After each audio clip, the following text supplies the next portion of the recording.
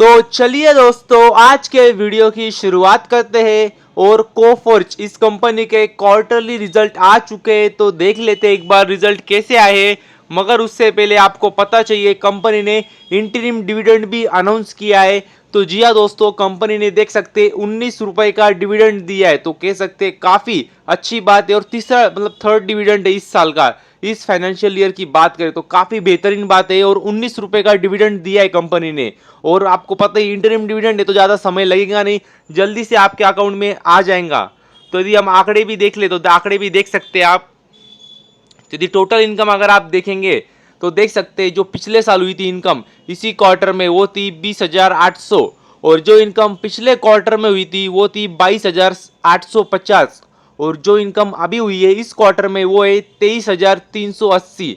तो मतलब देख सकते हैं ईयरली ग्रोथ है, क्वार्टरली भी ग्रोथ है, तो कह सकते हैं काफ़ी बढ़िया बात है। और यदि अगर आप देखेंगे खर्चे तो टोटल टैक्स एक्सपेंसेस भी आप देख सकते हैं, अगर वो देखेंगे तो जो पिछले साल हुए थे वो थे 715, जो पिछले क्वार्टर में हुए थे वो थे 528। और जो खर्चे अभी हुए इस क्वार्टर में वो है 516। तो देख सकते हैं आप खर्चे अगर आप देखेंगे तो ईयरली कम हुए और क्वार्टरली भी अगर आप देखेंगे तो कम ही हुए।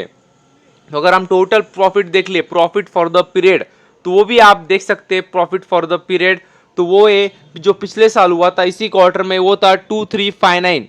और जो पिछले क्वार्टर में हुआ था वो है 1879। और जो प्रॉफिट अभी हुआ है इस क्वार्टर में वो है 2428। तो देख सकते हैं आप, अगर आप देखेंगे तो ईयरली आप देखेंगे तो जंप है, बहुत बड़ी जंप नहीं है मगर जंप है। और क्वार्टरली तो अच्छा खासा प्रॉफिट बढ़ा है।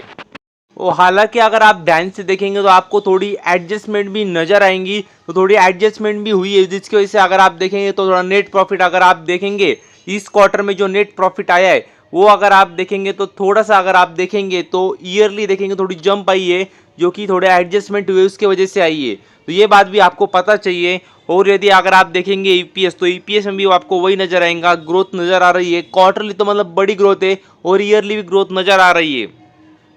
और यदि अगर आप देखेंगे रेवेन्यू फ्रॉम ऑपरेशंस तो वो भी देख सकते हैं, जो उनको मैक्सिमम रेवेन्यू आता है, आपको पता है मैक्सिमम रेवेन्यू जो आता है कंपनी को वो आता है अमेरिका से। अमेरिका और यूरोप मिडल ईस्ट वहाँ से उनको मैक्सिमम रेवेन्यू आता है। देख सकते हैं आप लगभग 10,800 का रेवेन्यू इस क्वार्टर में आया था। और पिछले क्वार्टर की बात करें तो डीप हुआ है, पिछले क्वार्टर में तो 11,000 का आया था, इस क्वार्टर में तो भी 10,800 का आया था। मतलब क्वार्टरली अगर आप कंपेरिजन करेंगे अमेरिका से तो कम आया है रेवेन्यू। और अगर आप ईयरली देखेंगे तो थोड़ी सी ग्रोथ है। और वैसे यूरोप मिडल ईस्ट अफ्रीका से भी बात करें तो वहाँ से ग्रोथ दिख रही है, क्वार्टरली भी ईयरली भी। वहाँ से अभी इस क्वार्टर में 9,300 का रेवेन्यू आया था, जो कि पिछले साल और पिछले क्वार्टर में भी देखे तो लगभग 8,500 के रेंज में था।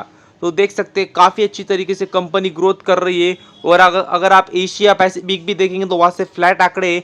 और अगर इंडिया की बात करें तो वहाँ से कंपनी ने अच्छी खासी ग्रोथ दिखाई है। जी हाँ दोस्तों, अगर आप देखेंगे तो ईयरली तो मतलब डबल हो गया है उनका इनकम अगर इंडिया से बात करें तो। और क्वार्टरली भी अगर आप देखेंगे इंडिया से तो वो भी अच्छी खासी ग्रोथ दिखाई है।